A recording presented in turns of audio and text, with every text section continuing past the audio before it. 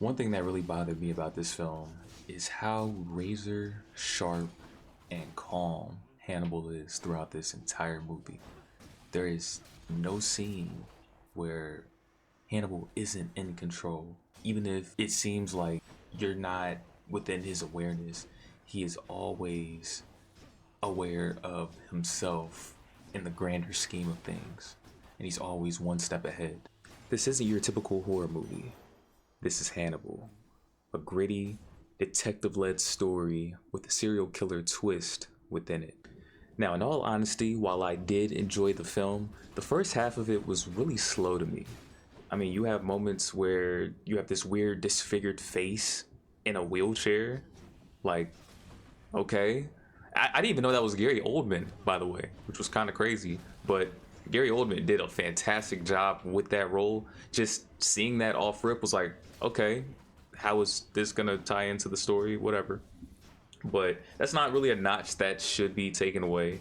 But it was just one of those weirder moments. Same thing with the new Clarice. No disrespect, but it's like, ugh. I'm thinking of the old Clarice when you say the name Clarice. So that was just another audience led perspective that was, just it's not the story. You got to focus on what the story is, not what it was back when you first watched the first iteration. Weird moments aside, you get the first half of the story that builds up for the second half. And within this second half comes a lot of great moments, specifically the cathedral. Well, even before that, there was a moment when they were in Hannibal's room. I'm not sure if that was in another part of the cathedral. I'm not entirely too sure, but when the detective in Florence goes to Hannibal's room for the first time, you see they're talking, and then Hannibal is like in the shadows. I couldn't find an image of it. Hopefully I could find it post editing, but Hannibal is like in the shadows, and there's one side of his face that's light, and then there's another side of his face that's really dark. And that contrast just lets you know that Hannibal has two masks on at the same time within the same scene. Like, I thought that was really good cinematically. I think Ridley Scott made this film. I have to look back on that one too. But just that contrast within that scene is so subtle, but it's so amazing. Once again, the overall contrast of that scene is letting the audience know from the perspective of a detective that may not have uncovered his secret. You're talking to a man that is some regular art scholar, and in the shadows he's actually this real dark serial killer that has done these heinous acts. He's eaten things that a regular human hasn't eaten, or at least regular humans to him. So it's a great piece of contrast. Speaking of that dark side, we actually get a glimpse of it during the scene when they were out in the rain. The detective had made contact with the shady businessman, Gary Oldman's character. I think his name was Mason. And, well, not directly with Mason, but just with their conglomerate. The detective is in it for the money, and the detective makes the decision to get a fingerprint from Hannibal. So the detective, he hires this guy on the street, tells the guy, hey, just go get this guy's fingerprint, take his wallet, and make it seem like you're just some petty thief. This man Hannibal, keep in mind, they're being tracked. This man Hannibal, he does some slick stuff in realizing he's being followed, and he grabs a newspaper. He's dragging them on. He's the one dragging them on into he's leading them into the trap. Hannibal is not trapped at all. He's fully aware of what's going on. So he's bringing the guy to this part of the, I'm going to say part of the map, part of the area, and just stabs him right there on the spot. And I think the dude was like, when the detective ran up to him and realized, oh man, something bad just happened, the guy was like, oh, he tried to stab me in the and where? He tried to stab you where? Bro, Hannibal is in full control of what's going on. And that scene made me like, It made me wince, it made me cringe. But it's like, you can't catch this man. Like, come on. Hey, Dead by Daylight, we need a Hannibal killer. Come on now. That should have been in the works. You have Ghostface, we need a Hannibal killer. Then comes the actual cathedral scene where you think the detective would learn from his lessons, but no, he tries it again. He tries to trap Hannibal within a specific environment, but the detective gets the best taken from him. And Hannibal just, once again, the sleight of hand with the eyeglass cleaner and spraying that mysterious stuff on the cleaner and knocking the detective out. Just, it's all so, it just artful, full of taste in the eyes of Hannibal. Just, it's done so meticulously. Like, you cannot catch this man. I don't care who you are not catching this man. This man has been evading the FBI for countless numbers of years, and you think you could just, oh man, I'm a professional too, I could do this. Man, this ain't nothing. He's just a man. No. You dealing with a psychopathic genius. And let's talk about a way to go out. I would never want to go out that way. Being, first of all, this man Hannibal did his homework. That's number one. Number two, he was spoon feeding the homework back to him, even back when they first had like real contact back at Hannibal's apartment, both the detective and Hannibal back at Hannibal's apartment. This man Hannibal was spoon feeding him the entire time up until that point, and he reiterated it just with more visuals because he is an art teacher or whatever. But he let him know, like, yeah, this is what your granddad, great granddad, whoever, this is what he was like. And the same thing finna happen to you. No, wait, Hannibal, no. So boom, locks him in that chair, or locks him into that thing that you put boxes on, and puts him out like a Amazon package. Like, come on, man. Hannibal is different. And how could I forget? This man, or Clarice, called the detective, and this man Hannibal picked up the phone and was like, "Hello, Clarice." And once again, it's like, man, he is playing with y'all right now. Y'all are some little tight toys to him. Lego bricks, Hot Wheels. Y'all not messing with this man. He got you by the balls. Literally, he been telling y'all from the beginning of the movie, I am not to be messed with. He was wiping his lip print off the wine glass at the restaurant, even when he knew nobody was watching him. But you never know who could be watching. So he always been on point in game. Michael Jordan from the late 90s or the early 90s. See, I'm tripping now. Hannibal has always been that dude. But that phone call with Clarice, that just set everything off. All right, so after that point, the aftermath of everybody realizing where Hannibal is occurs.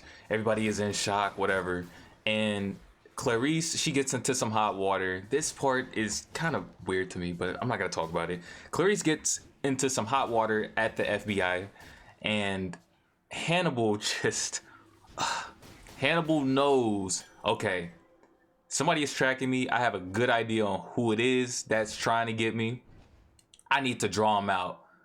Okay, so it seems like Clarice is involved in this as well. All right, I'm gonna use Clarice as my smoke screen or whatever, or use Clarice to draw them out. So typical bait and switch. I don't even know if that's the correct term. Typical bait and switch from Hannibal Lecter, and the way he sneaks into Clarice's house, he drags her along, but at the same time, he knows that her internal character, her moral compass, can never go outside of what the FBI is doing to her at that point in time, if that makes sense. So Hannibal, he kind of digs a little bit deeper into her psychology, which I actually loved within these scenes. And he's letting Clarice know, like, hey, you are a really good person. You follow the rules, but the people around you, you see what they're doing to you. They aren't following the rules. They are trying to bury you, the actual person that is searching for the literal truth and justice, rather. And your own agency is betraying you. And Clarice, she sees it, but once again, her moral compass is not being affected, and Hannibal knew this from the jump. That's why he's using her as that literal smokescreen. So that's going along. He drags Clarice out to that little shopping mall or whatever. The Gucci shoes was amazing.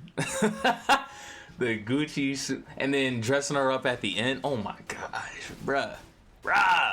So Hannibal, he actually allows himself to get captured. Once again, he's in full control. And this is where you get the scenes where he gets beat up in the van. They get to Gary Oldman's house, and Gary Oldman's character, I think his name, yeah, Mason. Mason's character is just excited. He can't wait to, get his little grubby little mitts on Hannibal. Oh, we're gonna cut your feet off first, bud. So come on. Two legendary actors in the same room too. Come on, man. This movie, parts of this movie, rather. I'm not gonna say this entire movie because I'm not the biggest fan of the entire movie. But these specific parts, cinema. So we get to the part with the boars. Clarice comes in and saves the day. Gary Oldman's character gets... And then we get to the scene at Ray Liotta's character's house on the lake. Clarice is there. She's fully dressed in that Vogue magazine. I don't even know if it's Vogue. In that magazine, whatever. Clarice is dressed up nice. Ray Liotta is downstairs. Hannibal is downstairs. They're all on drugs except for Hannibal himself. And they're having a nice dinner down there. Clarice, she makes her way down there after calling the cops, of course. You dress up for a nice dinner. You got to call the cops before you go down and start eating. So Clarice, she makes her way downstairs. They're having a nice conversation. And you notice like little blood dripping from Ray Liotta's hat. You're like, what? Did he get hit upside the head? That's probably what it was. Clarice, she had a little snow globe in her hand, and she was planning on bashing that to the side of Hannibal's head, and Hannibal called that out. So maybe Hannibal did something similar to Ray Liotta's character. Maybe he smacked him with a pipe or something. But yeah, it was later revealed that once you took this man's cap off, you was literally taking this man's cap off. Hannibal, what are we doing here? This man was heating up the pot to cook this man's brain. What? This man peeling off, I don't even know what that first layer of the brain is. I almost said the ectoplasm. Is it the placenta? No, it's not the placenta. That's something else. Yo, this man Hannibal doing everything so delicately, like he a brain surgeon. I'm not even sure what kind of doctor this man is, but he doing everything to a T. Oh, this is the part of the brain. Why you teaching me this? I'm drugged up. You telling me what part of the brain is memory, then cutting it out yourself and putting it in the pot, then feeding it to the old man? Come on. You cannot mess with this man, Hannibal. He is 15 steps ahead. I don't care. That's more than 5, more than 3, more than 2. He is 15 steps ahead. The only time you caught this man off guard was when you put the handcuffs on him. And he had to cut his own hand off. I'm sorry for the people. At this point, it's all spoilers in this review. Hannibal is that dude. R.I.P. Not R.I.P. But I feel bad for the guy for the young man that's on the plane at the very end of the movie. But not Ray Liotta. Overall, this movie was amazing. It had some really amazing scenes. I think this just shows like having a good villain can hold the entire movie together. There's I might butcher this, but there's like a saying, if the villain believes they're the good guy, then that's like a different echelon of villain to it. Like the villain thinks they're doing something for the greater good, or it's for their own greater good, and the actual hero of the film is just their obstacle within their own story. And that just make you can see that on full display right now in this film, and that's what makes this film so amazing, man. Just the villain play, the villain at play, so good, so good, so good, so good. Amazing actors and actresses across the board too.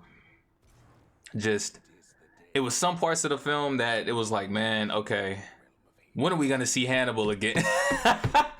Hey, when are we gonna see this man again? Because he's tripping right now. There's no way, y'all. There's no way this man is balancing on the thinnest, on a razor thin tightrope, and doing it with a smile. That's Hannibal. I'll catch you guys later.